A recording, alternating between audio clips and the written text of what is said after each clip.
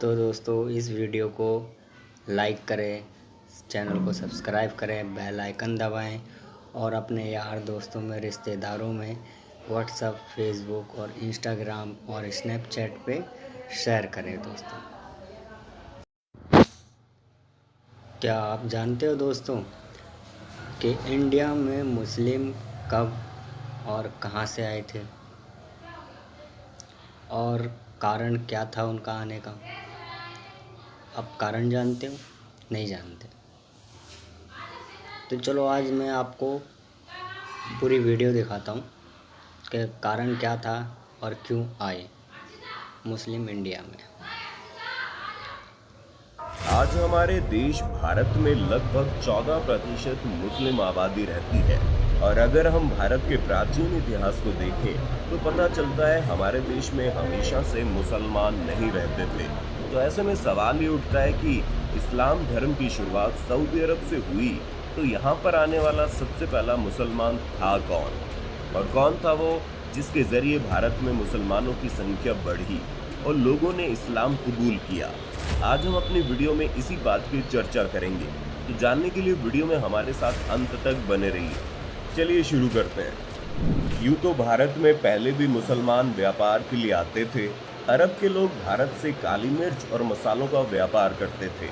अरब के मुसलमान नमाज के पाबंद थे, इसलिए केरल के राजा भीम द्वितीय ने अपने व्यापार को बढ़ावा देने के लिए केरल में चुरामन जामा मस्जिद बनवाई, जिसके लिए अरब लोगों ने भी पैसा दिया।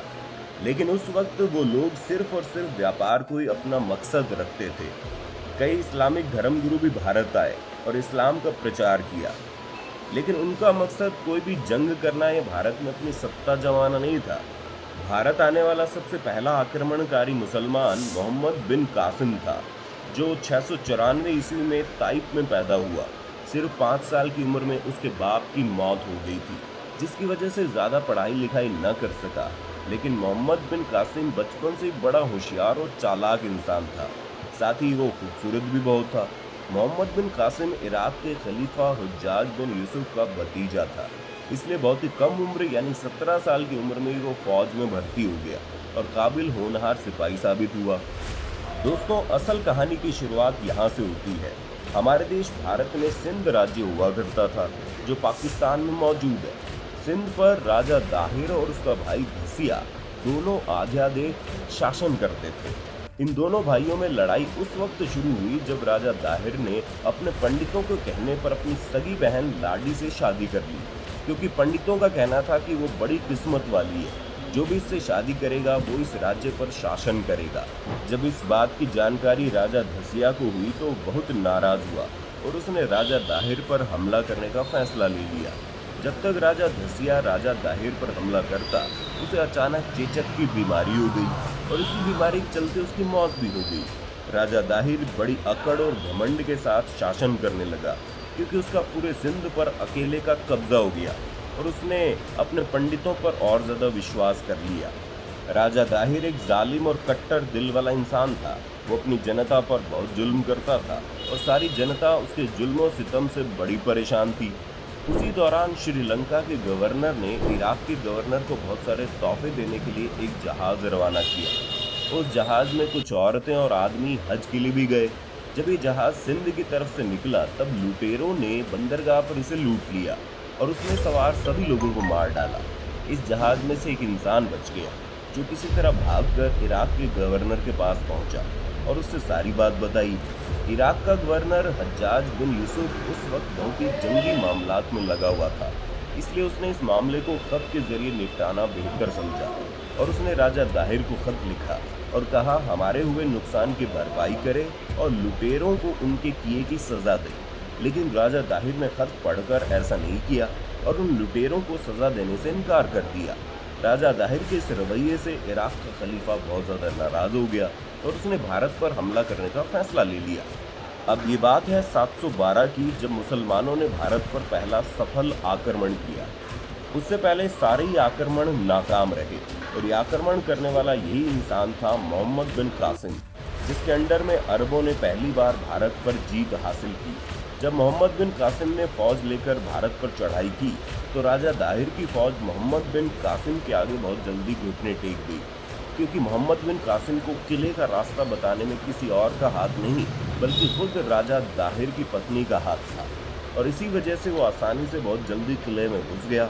मोहम्मद बिन कासिम की तलवारबाजी के आगे राजा दाहिर की सेना कुछ न कर सकी।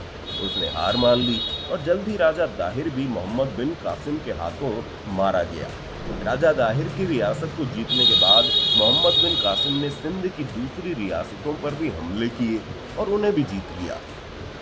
धीरे धीरे एक दिन ऐसा भी आया जब सारे सिंध पर अरबों का कब्जा हो गया और मोहम्मद बिन कासिम ने सिंध पर अपना शासन बना लिया। मोहम्मद बिन कासिम ने लगभग 4 साल तक सिंध पर शासन किया।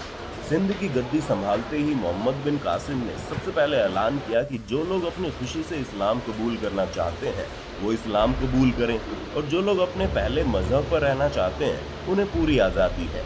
किसी के साथ कोई ज़बरदस्ती नहीं करेगा। सभी को अपने अपने तरीके से पूजा पाठ करने की छूट दी गई।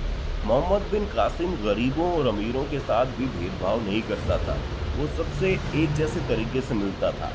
मोहम्मद बिन कासिम के बारे में एक बात बड़ी मशहूर है कि उसका अंदाज बहुत मीठा था। उसका बात करने का तरीका बड़ा प्यार भरा था और उसका अंदाज ही उन्हें लोगों के बीच खास बनाता था। सभी जनता बड़ी खुश थी और शासन ठीक ठाक चल रहा था। कहते हैं वक्त किसी का दोस्त नहीं है और वो कब मिजाज बदल दे कोई नहीं समझ सकता।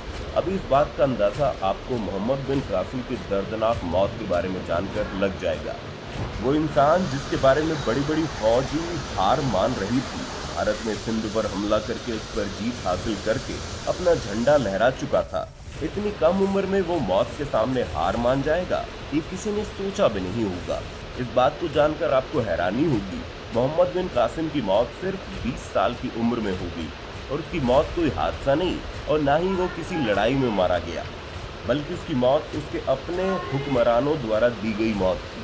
वैसे तो मोहम्मद बिन कासिम की मौत के बारे में इतिहासकार कई बातें बताते हैं, लेकिन जो एक बात सबसे ज़्यादा मशहूर है वो ये कि 714 में इराक के खलीफा हज्जाज बिन यूसुफ की मौत हो गई थी और उसकी जगह पर सुलेमान बिन अब्दुल मलिक गद्दी पर बैठा, तो उसने हज्जाज बिन यूसुफ के करीबी सरदारों और सिपह सालार व उसके रिश्तेदारों को सभी को ख़त्म करना शुरू कर दिया। मोहम्मद बिन कासिम भी पुराने खलीफा का खास आदमी था। रिश्ते में मोहम्मद बिन कासिम खलीफा का भतीजा और दामाद भी था, इसलिए सुलेमान बिन अब्दुल मलिक ने मोहम्मद बिन कासिम को भी भारत से इराक बुला लिया। जैसे मोहम्मद बिन कासिम इराक पहुंचा